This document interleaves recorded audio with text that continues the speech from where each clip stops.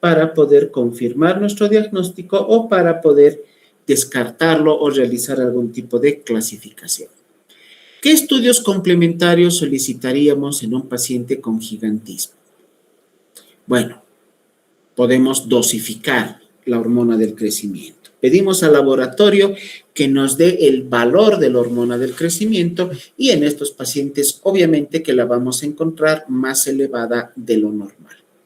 También tenemos la elevación de la IGF-1, que es el factor de crecimiento similar a la insulina tipo 1. Otro cofactor que participa en el proceso de crecimiento de los huesos conjuntamente con la hormona del crecimiento.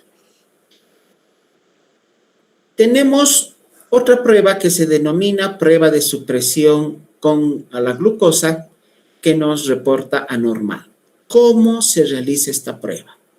Normalmente, al administrar glucosa vía oral, se administra 75 gramos de glucosa. Normalmente, cuando se administra glucosa, los niveles de hormona del crecimiento bajan. Eso es normal, eso pasa en ti, pasaría en mí, que no tenemos gigantismo. ¿Ya? En condiciones normales, al administrar glucosa vía oral, el nivel plasmático de hormona del crecimiento tiene que disminuir.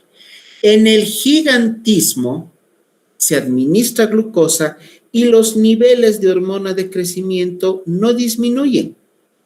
Por el contrario, inclusive pueden elevarse. Entonces hay una respuesta completamente contraria a lo que debería ser en una persona sana. A esta prueba se llama prueba de supresión a la glucosa o prueba de supresión con glucosa oral, que en un paciente con gigantismo será anormal. Entonces, si en el examen se les preguntara cuál es el resultado de la prueba de laboratorio con supresión de glucosa oral en el gigantismo, ¿qué me van a responder? Que en el gigantismo, ante la administración de glucosa, los niveles de hormona del crecimiento se mantienen en plasma o por el contrario pueden aumentar, contrario a lo que es a cualquier persona sana. Otros datos laboratoriales a tomar en cuenta. Estos pacientes, al tener una sobreestimulación de las hormonas glucocorticoides, de las suprarrenales, son pacientes que tienen tendencia a la hiperglicemia. Una cosa es hablar de hiperglicemia, otra cosa es hablar de diabetes mellitus. La hiperglicemia simplemente es un concepto laboratorial donde vamos a encontrar valores elevados de la glucosa sin manifestaciones clínicas, solamente es como un hallazgo laboratorial. En cambio, la diabetes mellitus ya es una patología que tiene síntomas. ¿Cuáles son los síntomas de la diabetes? Las famosas 5 P's de la diabetes. ¿Conocen esas P's? Supongo que sí. ¿Cuáles son? Polidipsia, poliuria, polifagia y pérdida de peso. Entonces, este paciente con gigantismo, al presentar hiperglicemias permanentes, son pacientes que de manera frecuente presentan a la larga, posteriormente, después de varios años, diabetes mellitus. O sea, son pacientes que tienen el riesgo de desarrollar diabetes mellitus. De igual manera, pueden ser pacientes que a la larga llegan a desarrollar dislipidemias. A las enfermedades donde se presenta elevación del colesterol o elevación de los triglicéridos se denomina dislipidemias. Son enfermedades de tipo metabólicas. Estos pacientes con gigantismo tienen una gran tendencia a poder presentar dislipidemias. Y también encontramos aumento de la fosfatasa alcalina. Esta fosfatasa alcalina que la hemos mencionado hace poco en nuestro tema de semiología de hígado, semiología de vesícula. Para recordar, hemos indicado que la fosfatasa alcalina tiene un valor normal de 150 unidades. 150 unidades por litro. Ese es el valor normal de la fosfatasa alcalina. En los pacientes con gigantismo, la fosfatasa alcalina se eleva. Si se acuerdan, en la clase que dimos en la universidad, yo les dije que la fosfatasa alcalina se eleva típicamente en casos de obstrucción de colédoco, en una coledocolitiasis. Es un marcador muy confiable para determinar coledocolitiasis o alguna patología que comprometa a la normal circulación de bilis en el colédoco. Pero también les dije que la fosfatasa alcalina se puede elevar en otras patologías que no tienen nada que ver con el hígado o la vía biliar. ¿Qué enfermedades habíamos mencionado? Enfermedades óseas, no fracturas, enfermedades de los huesos.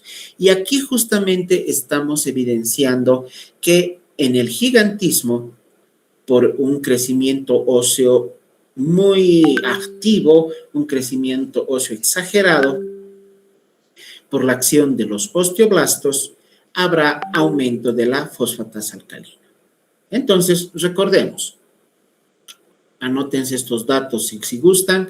La fosfatasa alcalina tiene un valor normal de 150 unidades internacionales por litro. El colesterol de 200 miligramos por decilitro.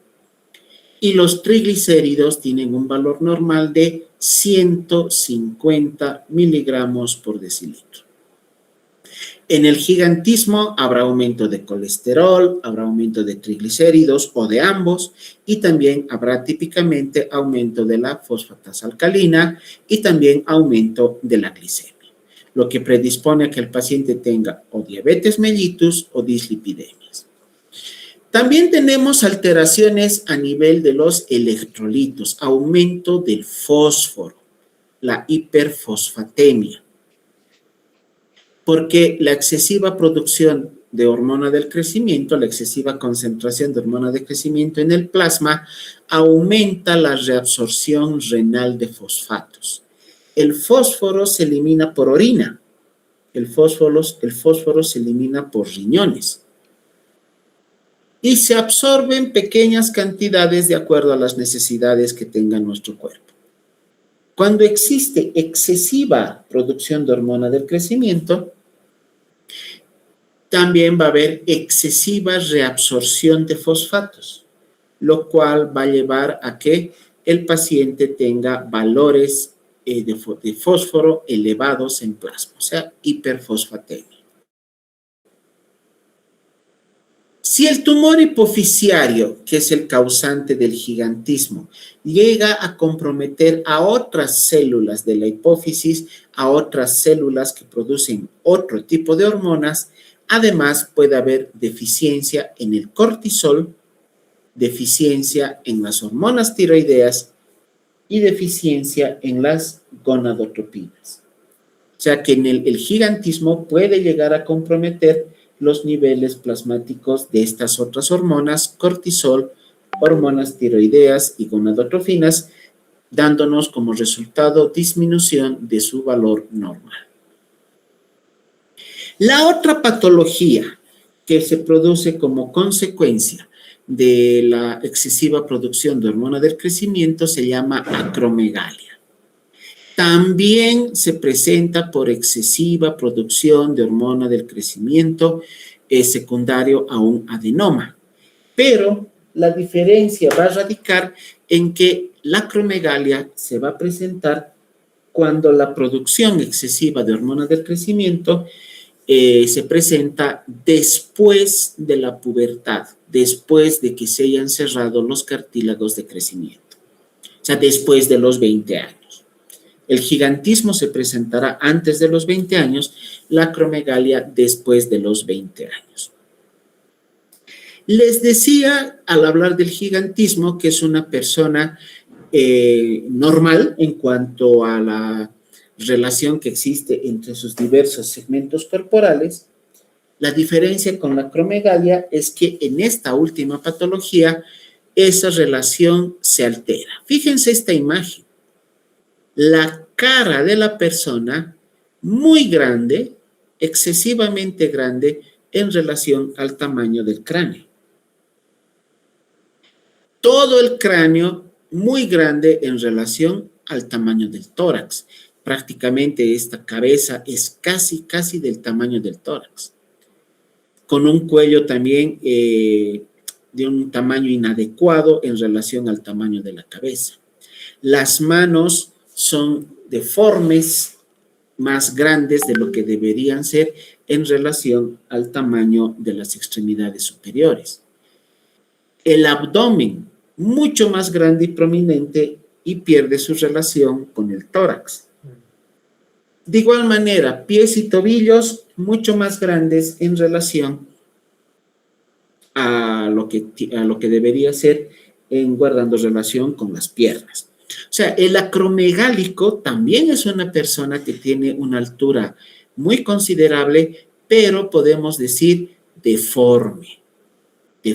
Se nota claramente un acromegálico porque tiene alteración en la relación que existen entre los distintos segmentos corporales, algunos más grandes que otros.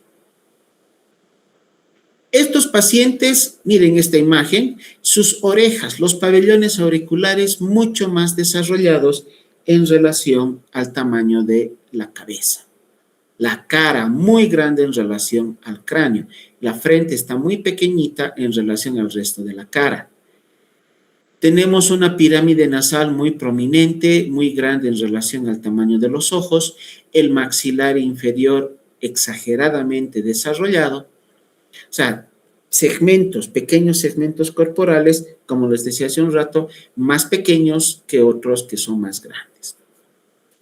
Como manifestaciones clínicas principales, crecimiento exagerado de manos, pies y los rasgos faciales que acabamos de mencionar. La piel se vuelve más gruesa y más áspera. La piel se vuelve mucho más gruesa. Puede llegar a duplicar el grosor en relación a una persona sana. También tiene dolor articular, pero en este caso por las deformidades de las articulaciones y la deformación de los huesos.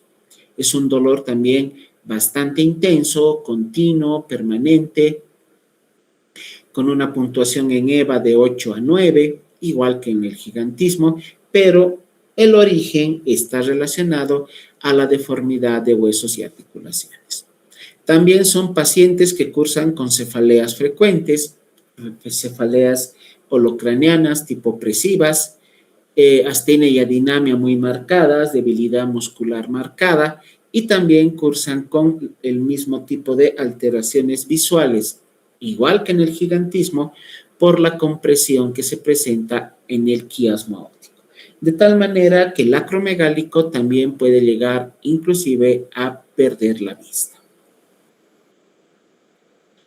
Otras manifestaciones clínicas tenemos ronquidos. Estas personas desde jóvenes son personas que roncan. Se presenta apnea del sueño. Apnea del sueño es un episodio en el cual la persona deja de respirar por más de 10 segundos mientras está durmiendo y no se da cuenta, obviamente, no se da cuenta que ha dejado de respirar, y pasados esos 10 segundos, los pulmones retoman su funcionamiento normal y la persona vuelve a respirar. Pero durante la noche pueden repetirse una y otra vez estos episodios de apneas del sueño que se van a relacionar al crecimiento de los tejidos blandos relacionados con la respiración. Estamos hablando de los músculos, músculos respiratorios, diafragma, intercostales, trapecios, pectorales, y de otros tejidos también, como el tejido pulmonar, que es el principal encargado de la respiración.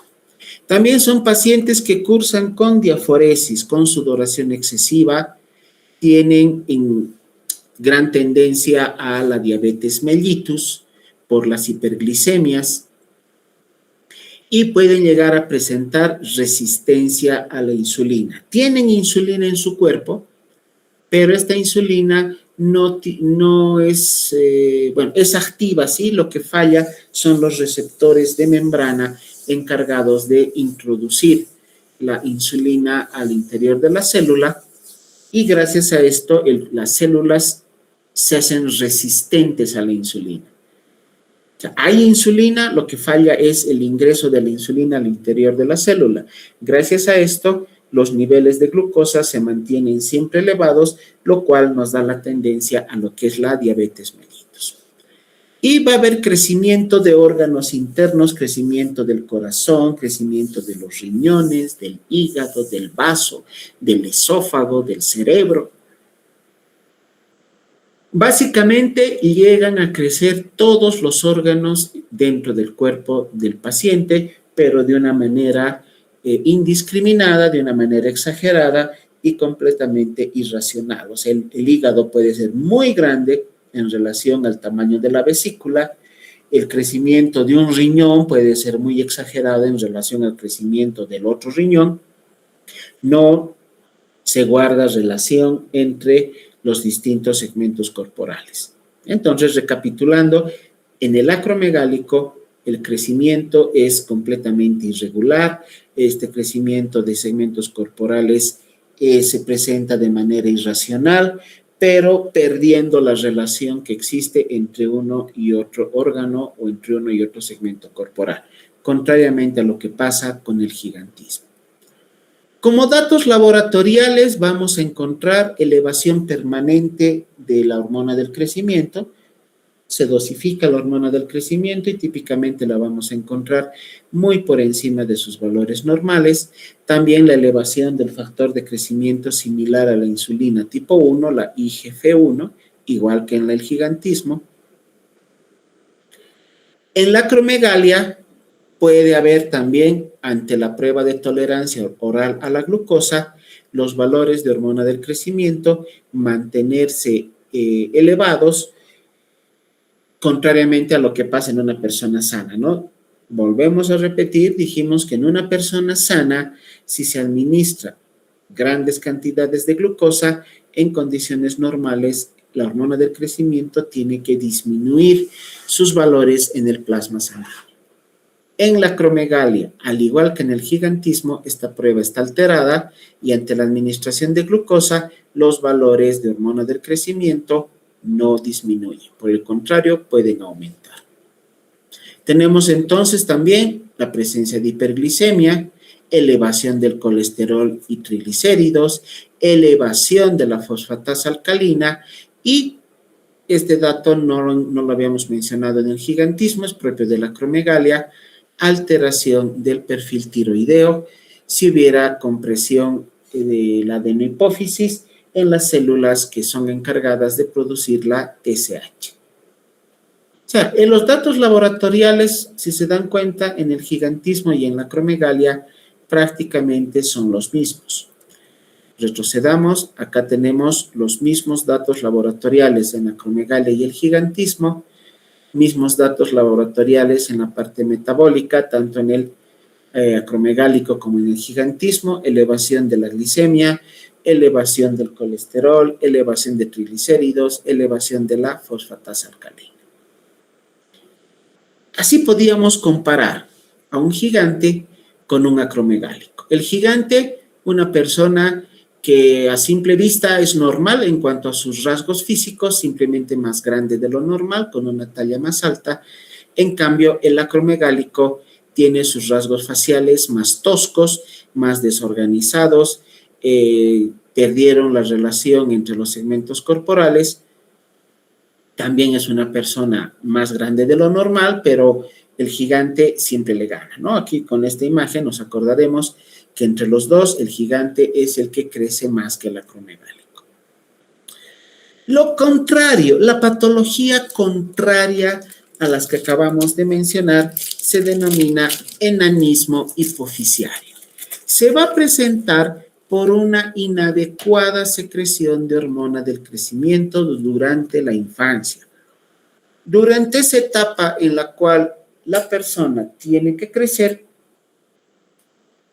desde que nace hasta su juventud, hasta sus 20 años, se tiene que secretar hormona del crecimiento, les dijimos, durante las noches para favorecer un crecimiento normal. En el enanismo se presenta una concentración muy baja, muy disminuida de hormona del crecimiento, lo cual va a repercutir en que la persona no crezca, se quede pequeña, con estatura baja. El crecimiento de los órganos puede ser normal, como ven acá, puede guardarse la proporción entre segmentos corporales. Otros rasgos físicos también son normales. Esta imagen que vemos acá nos muestra justamente a un paciente con enanismo hipoficiario. Simplemente es más pequeñito de lo normal. Paciente presenta talla baja con proporciones corporales armónicas. Toda la parte es neurológica normal, inteligencia normal. Son personas que tienen todo su desarrollo cognitivo normal. Simplemente son más pequeñitos de lo normal. Como manifestaciones clínicas vamos a tener una estatura muy por debajo del percentil normal para la edad y el sexo de la persona. Retraso en el desarrollo físico, menor crecimiento de masa muscular, bajo peso, y al tener menor masa muscular también son pacientes que presentan paralelamente astenia y adinamia. Disminución de la energía, disminución de la vitalidad, disminución de la fuerza muscular. También son personas que difícilmente pueden realizar una actividad que incluya esfuerzo físico. Este retraso en el desarrollo del organismo puede llevar a alteraciones en la pubertad. La pubertad no se desarrolla en la edad correspondiente, estamos hablando de los 12 a 14 años, puede retrasarse mucho más allá de los 18, 20 años, o como dice aquí, no desarrollarse, no ocurrir de manera completa. De tal manera que esto va a repercutir en una disminución en el crecimiento del vello corporal y alteración del desarrollo de las características sexuales secundarias, como es el desarrollo de glándulas mamarias en la mujer y aumento de masa muscular en el varón. Y en la mujer, ausencia de menstruación. O sea, puede venir la menarca muy tardíamente y posteriormente en los siguientes meses, durante toda su vida activa sexual, esta mujer puede tener retrasos menstruales o directamente periodos de amenorrea que pueden durar varios meses. Yo sé que lo conocen a este personaje que está aquí en la imagen, Peter Dinklage, actor famoso que se ha hecho famosísimo por esa serie Juego de Tronos. Es un enanito hipoficiario, es un paciente con enanismo hipoficiario, pero es el claro ejemplo de que estas personas no necesariamente van a tener deficiencia mental, retraso mental o algún tipo de alteración cognitiva. Este actor muy famoso ha ganado Globos de Oro y ha ganado muchos premios como actor. Eso nos indica que esta persona, los pacientes con enanismo hipoficiario, pueden llegar a desarrollarse como cualquier persona normal. Otras manifestaciones clínicas: cara redondita, un puente nasal mucho más bajo de lo normal. Fíjense acá, el puente nasal que usualmente está aquí entre ambos ojos, en este paciente está poco más abajo. Frente prominente, mandíbula inferior más pequeña, tono muscular disminuido, debilidad muscular generalizada y mayor acumulación de grasa corporal, sobre todo en el abdomen. Estos pacientes llegan a desarrollar un abdomen prominente, un abdomen globoso, pero secundario a aumento de la grasa abdominal. O sea, son pacientes con pancita, una pancita prominente. Pasemos al punto número 2.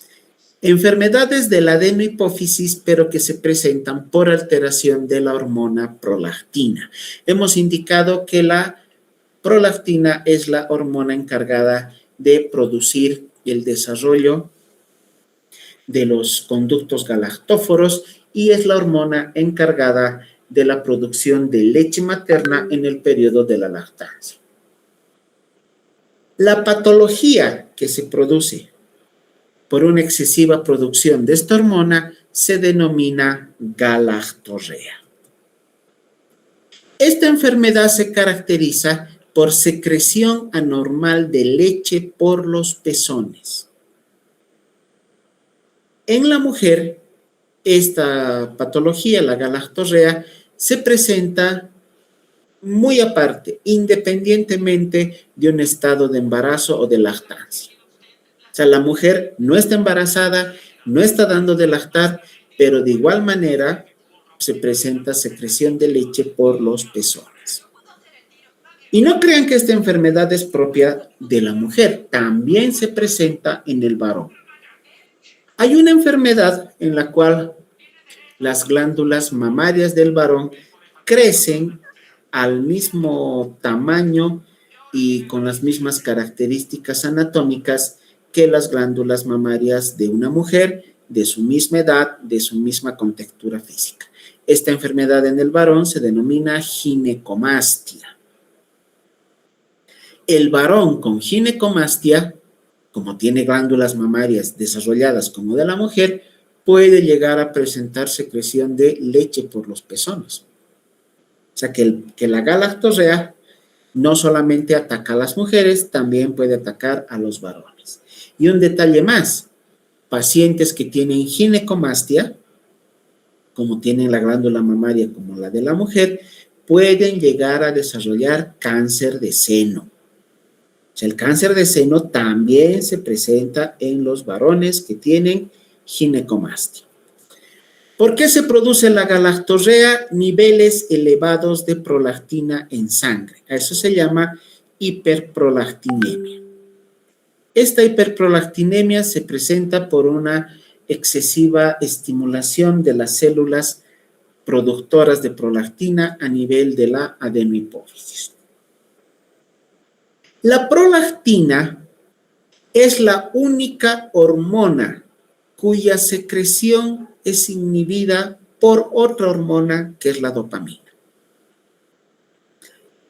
En la mujer, la glándula mamaria, el seno de la mujer, está desarrollado para que en algún momento sirva para la lactancia materna. Si no hubiera dopamina, desde que la mujer tiene crecimiento y desarrollo de las glándulas mamarias, que viene desde la telarquia, ¿no? El crecimiento de los senos, que puede estar conjuntamente con la menarca, y ya la mujer produciría prolactina, produciría leche permanentemente, inclusive sin estar embarazada, sin estar en periodo de lactancia. Todas las mujeres tienen esa tendencia a que sus senos produzcan leche. ¿Pero por qué no lo hacen? Porque hay una hormona que se llama dopamina que detiene a la prolactina e impide que las glándulas mamarias produzcan leche. Cualquier tumor secretor de prolactina o cualquier proceso que interfiere en el transporte de la dopamina desde el hipotálamo donde se produce a la hipófisis será la causante del aumento de la prolactina, de la hiperprolactinemia. Entonces, en condiciones normales, en condiciones fisiológicas, la dopamina se produce en el hipotálamo, viaja a la hipófisis e inhibe a la prolactina. En la galactorrea puede suceder que la dopamina no se secrete o que el transporte de esta dopamina se vea alterado y por eso no existe algo, llamémosle sino algo, que impida que se inhiba la prolactina. Y por lo tanto, se va a producir la hiperprolactinemia que se manifiesta con la salida de leche por los pezones, que puede comprometer a uno o ambos senos. Existen situaciones fisiológicas para la presencia de leche, por ejemplo, recién nacidos por la acumulación de grandes niveles de estrógenos maternos. En la adolescencia, en las jovencitas, por un desbalance hormonal transitorio en la etapa de la pubertad, donde se están produciendo recién las cantidades usuales de progesterona. Ahí también puede haber un aumento en la producción de prolactina, causando galactorrea, pero que se considera fisiológica. Y en la vejez, de igual manera, por la disminución de la testosterona y el aumento de los estrógenos en una mujer de tercera edad puede ser la causa por la cual se produzca la galactorrea.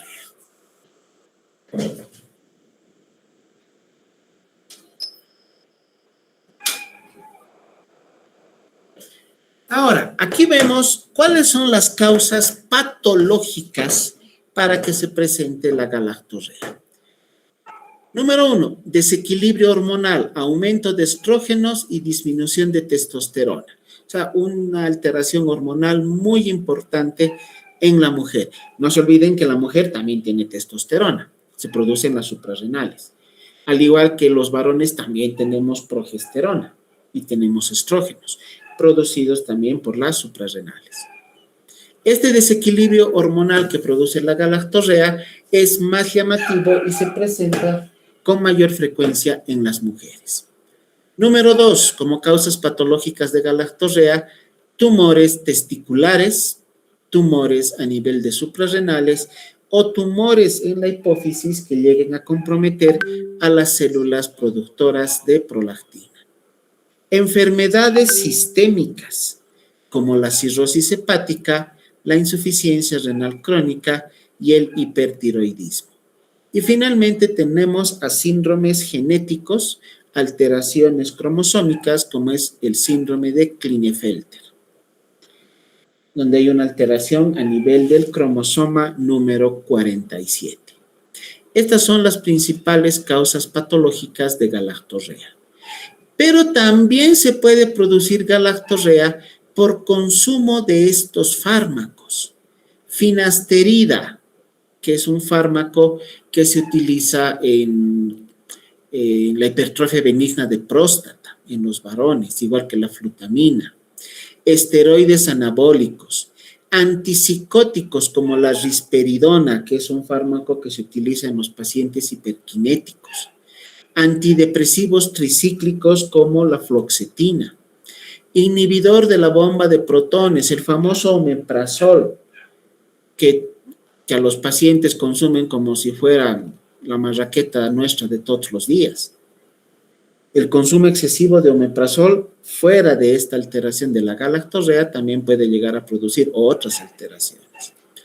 Antiulcerosos como la cimetidina, que es un fármaco prokinético, aumenta la velocidad del vaciamiento gástrico. También su consumo excesivo puede llegar a producir galactorrea, al igual que el excesivo consumo de digitálicos. El ejemplo típico es la digoxina, el fármaco que se utiliza de primera línea para la insuficiencia cardíaca. Y también mencionaremos a lo que es el consumo excesivo de alcohol o de marihuana, del cannabis. Entonces, aquí estamos mencionando a hábitos, ¿no? Hábitos con el consumo de estupefacientes. O sea que no necesitas ser alcohólico para que te dé galactorrea. Un excesivo consumo de alcohol durante años, no estamos hablando de las personas que se van de pachanga cada fin de semana. Estamos hablando de consumo de alcohol durante muchos años, lo que llamamos bebedores consuetudinarios, los alcohólicos que vemos en las calles, ellos pueden llegar a desarrollar galactorrea. Manifestaciones clínicas: tendremos una secreción láctea anormal, salida de leche por uno o ambos pezones de manera continua o intermitente, en ausencia de embarazo o en ausencia de periodos de lactancia. En la mujer, trastornos menstruales que se manifiestan por irregularidades. El periodo de la mujer se vuelve un carnaval. Estas mujeres pueden llegar a desarrollar amenorreas, pueden llegar a desarrollar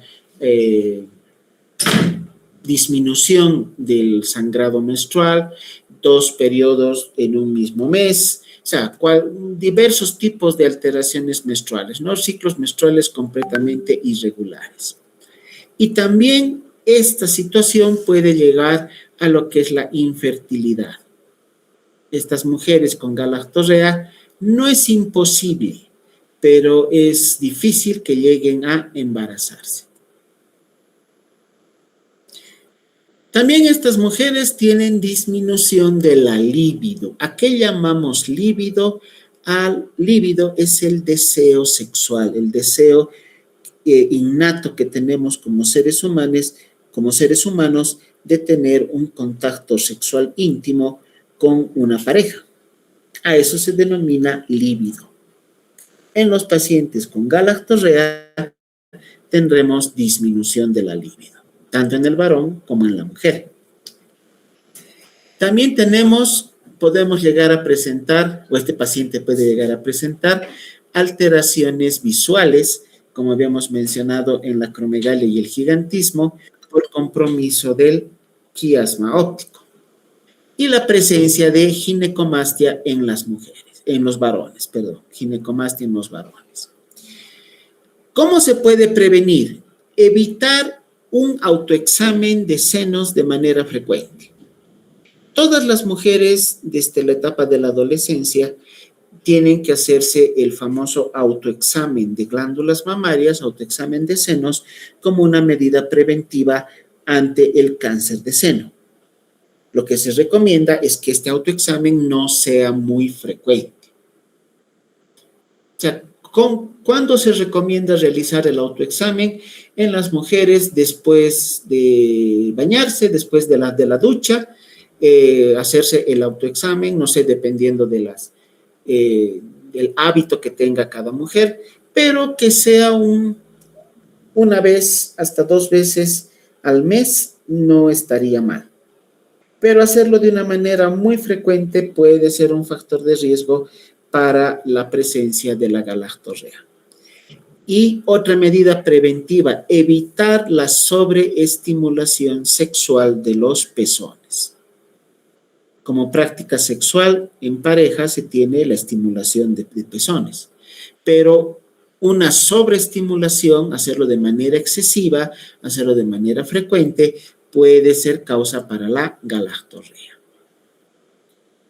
Ahora, vámonos a la parte posterior, a la neurohipófisis, enfermedades que llegan a comprometer a la neurohipófisis. Por alteración de la hormona antidiurética tenemos a la famosa diabetes insípida. Esta diabetes insípida tiene un nombre común, ¿no? Con la diabetes mellitus. La diabetes mellitus se produce por una alteración en el metabolismo de la glucosa, aumentan los niveles de glucosa. En la diabetes insípida se produce una alteración importante en el metabolismo del agua. La diabetes insípida se va a caracterizar por uno de sus síntomas principales, que es la polidipsia. ¿Qué es la polidipsia? La sed excesiva. Estos pacientes permanentemente van consumiendo líquido, van consumiendo agua porque tienen sed excesiva. Bueno, acá tenemos el concepto. Diabetes insípida, trastorno caracterizado por la incapacidad del organismo para conservar agua. Nuestro organismo es 70% agua. ¿Dónde está el agua? En el interior de las células. Nuestro apodo que tenemos de terrícolas está mal, deberíamos llamarnos aguícolas, porque somos 70% agua. Dependiendo de la ingesta de agua o de la ingesta de líquido que tengamos diariamente, la excesiva cantidad de agua se elimina por los riñones, ¿no? Mientras más líquido tomas, más veces vas al baño a orinar.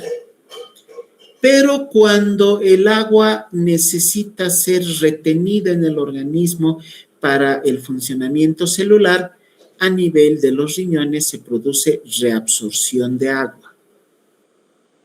Esta reabsorción de agua se produce gracias a la acción de la ADH, hormona antidiurética. Gracias a la acción de la hormona antidiurética, no se va a producir orina o va a disminuir la producción de orina. Cuando la persona está deshidratada, cuando está cursando con un proceso infeccioso, un cuadro séptico o en algún tipo de patología renal, los niveles de agua tienen que mantenerse normales en el organismo y esto va a repercutir en la producción de orina. Estas personas orinan menos de lo normal, pero esta acción se produce gracias a la acción que tiene la hormona antidiurética, que también se llama vasopresina porque produce vasoconstricción. O sea, aumenta la presión en los vasos, por eso se llama vasopresina. Esta diabetes insípida no tendrá ninguna alteración a nivel de los niveles de glucosa en sangre, lo que la diferencia de la diabetes mellitus. La diabetes insípida tiene dos tipos, la vamos a clasificar en dos grupos. Diabetes insípida central y la diabetes insípida nefrogénica. En la central se produce por una deficiencia en la producción o liberación de la hormona antidiurética desde el hipotálamo. ¿Se acuerdan lo que decíamos al principio de la clase? La neurohipófisis, la hipófisis posterior, no produce hormonas, solo sirve como un lugar de almacenamiento, un lugar donde se va a guardar, se va a almacenar dos hormonas que vienen del hipotálamo. Una de ellas es la ADH.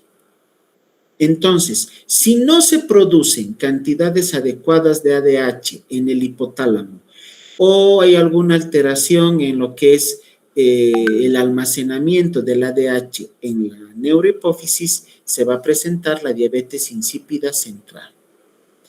El otro tipo es la diabetes insípida nefrogénica. Acá el problema está a nivel de los riñones. Los niveles de hormona antidiurética son normales. El hipotálamo produce niveles correctos de ADH. Se guardan cantidades adecuadas y correctas de ADH en la neurohipófisis. Se libera la hormona ADH al plasma sanguíneo y en cantidades normales llegan hasta los riñones. ¿Qué pasa en la diabetes insípida nefrogénica? Los riñones no tienen la capacidad de reaccionar, de responder a la acción del ADH. Aunque existan niveles correctos de ADH, no se produce la antidiuresis porque los riñones no responden a la acción de la hormona.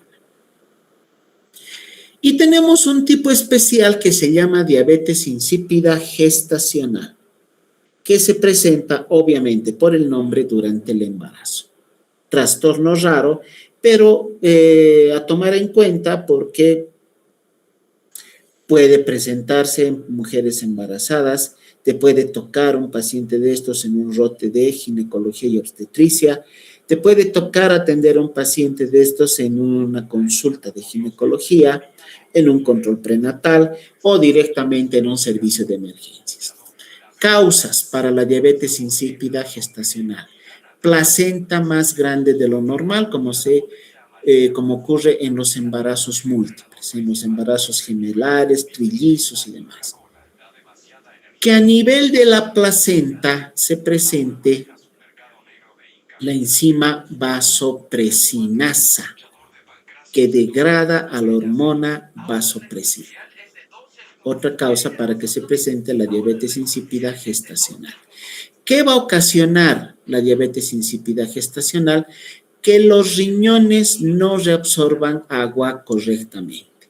Esto va a repercutir en una pérdida importante de agua y la mujer embarazada irá a orinar al baño cada 10 o 15 minutos, porque no tenemos la acción adecuada del ADH y por lo tanto no existe este elemento que favorezca la reabsorción de agua en los riñones.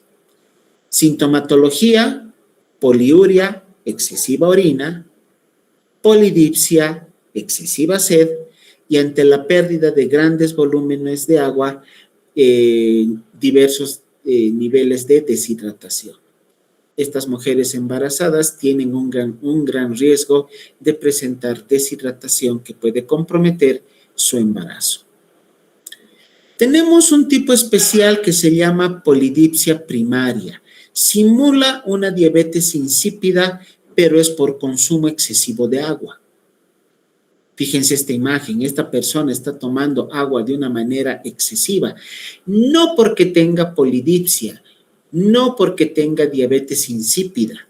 Esta patología es de origen psicógeno, ya se considera una alteración inclusive de orden psiquiátrico. Ya es una persona que no está en sus cabales y que toma excesiva cantidad de agua, polidipsia primaria. Entonces, origen psicógeno o daño a nivel del centro de la sed en el hipotálamo, que se presenta justo en estas enfermedades psiquiátricas. Acá tenemos un resumen de lo que es la diabetes insípida. Tenemos como origen deficiencia en la producción de ADH, diabetes insípida central; respuesta anormal de los riñones a la acción del ADH, diabetes insípida nefrogénica; y por destrucción de la vasopresina, gracias a la acción de la enzima vasopresinasa, tendremos la diabetes insípida gestacional. Como causas etiológicas para la diabetes insípida central: daño en el hipotálamo o en la hipófisis, como puede ser secundario a tumores de encéfalo, traumatismos cráneoencefálicos, infecciones del sistema nervioso como la encefalitis, o cirugías, neurocirugías que han tratado cualquier otro problema que pueden llegar a dañar al hipotálamo o a la hipófisis.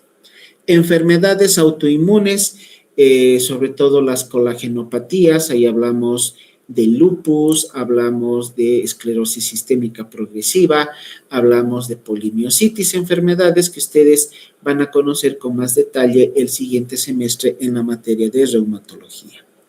Enfermedades genéticas donde se produce una alteración cromosómica que se caracteriza por la mutación en el gen responsable de la síntesis de la vasopresina. O también tenemos la causa idiopática. ¿A qué llamamos idiopática? Cuando no se encuentra el origen. A pesar de que hagas todos los estudios correspondientes, investigues todo en el paciente, hagas todos los estudios complementarios que sean necesarios, no se encuentra el origen, a eso vamos a denominar como causa idiopática. De la diabetes insípida nefrogénica, enfermedades genéticas que van a alterar la producción del receptor encargado de agarrar al ADH a nivel de los riñones; daño en el riñón como por alteraciones metabólicas, excesiva concentración de litio, excesiva concentración de calcio, disminución de la concentración de potasio, o la ERC, la enfermedad renal crónica. E inclusive se ha determinado como causa de diabetes insípida nefrogénica el uso de fármacos de manera excesiva, como es el litio y la demeclociclina.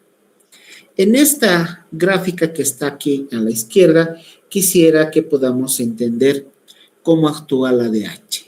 Acá en la parte superior tenemos dos puntitos azules que representan a los núcleos supraóptico y paraventricular del hipotálamo, encargados de la producción de ADH.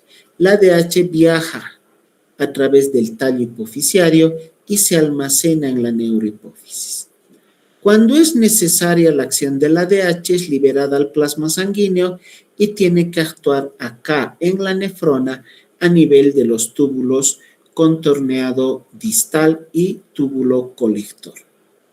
Actúa la ADH y reabsorbe agua, el agua que estaba saliendo por estos túbulos para irse hacia el uréter y luego la vejiga. En este punto donde ha actuado la ADH, se reabsorbe hacia la sangre de tal manera que el volumen de orina que se produzca es menor.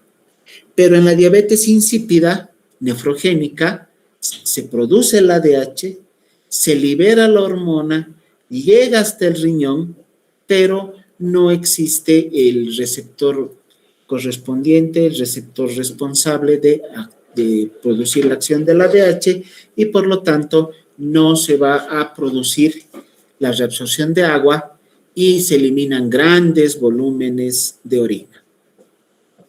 Básicamente así podemos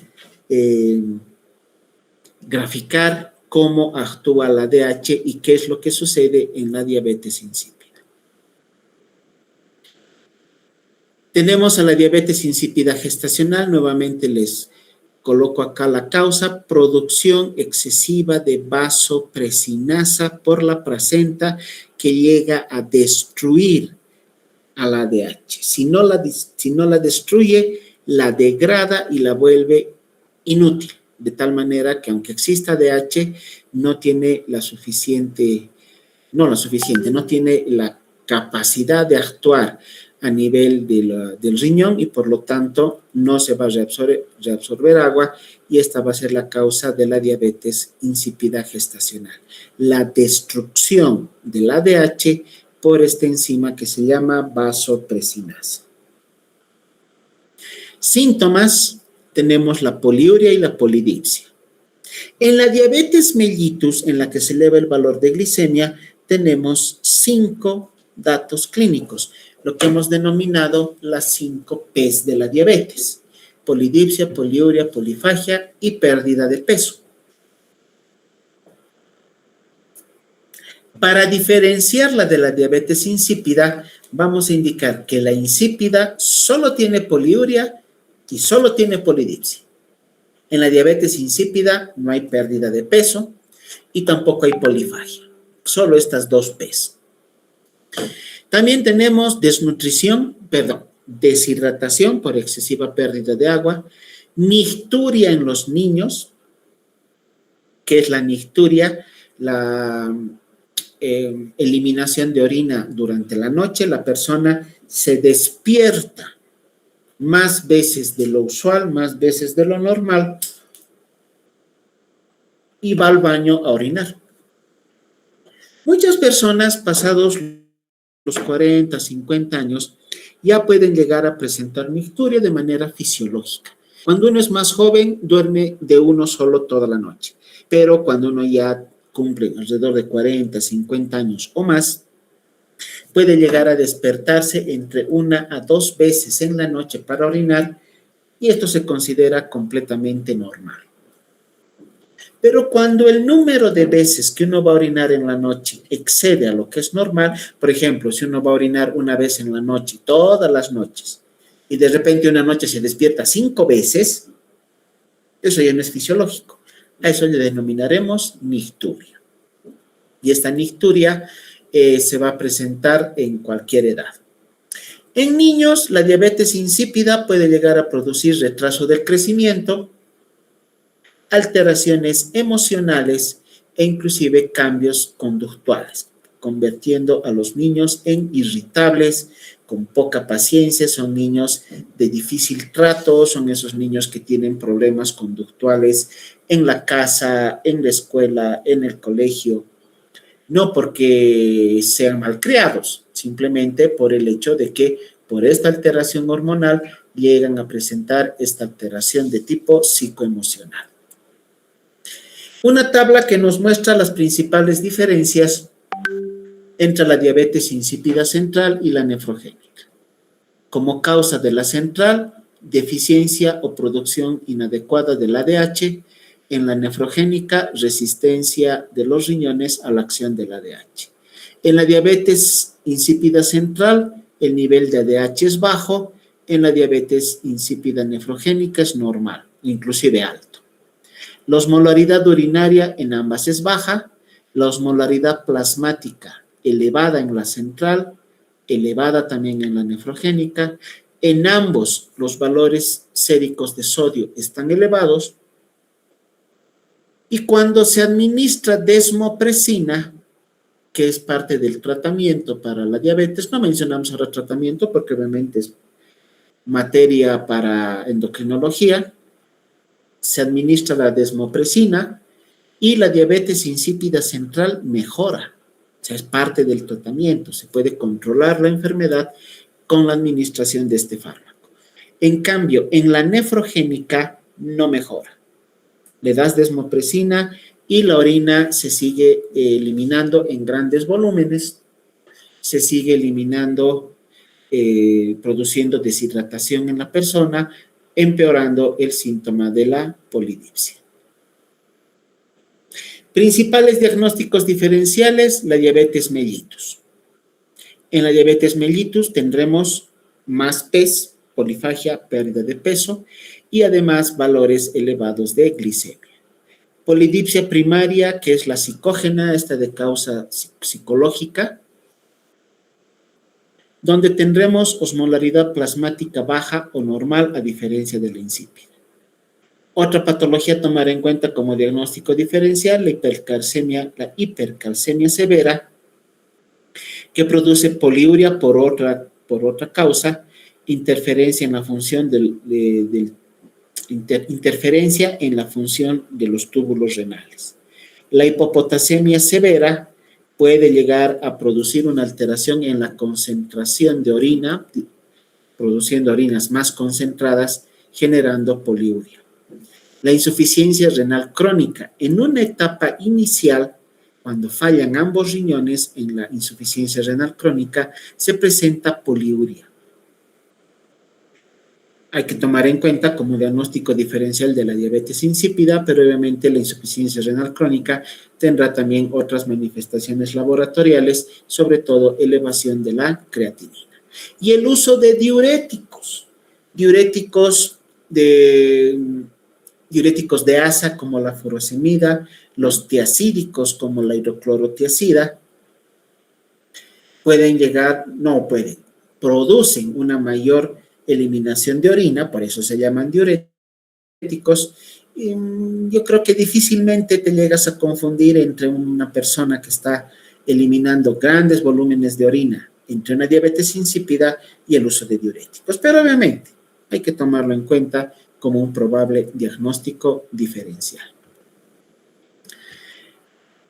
Bueno, esta es la primera clase que hemos programado para lo que es la semiología endocrinológica. Me hubiera gustado mucho darles esta clase de manera presencial, porque ahí hubiéramos tocado algunos puntos tal vez más específicos para que podamos entender de una manera más adecuada el tema.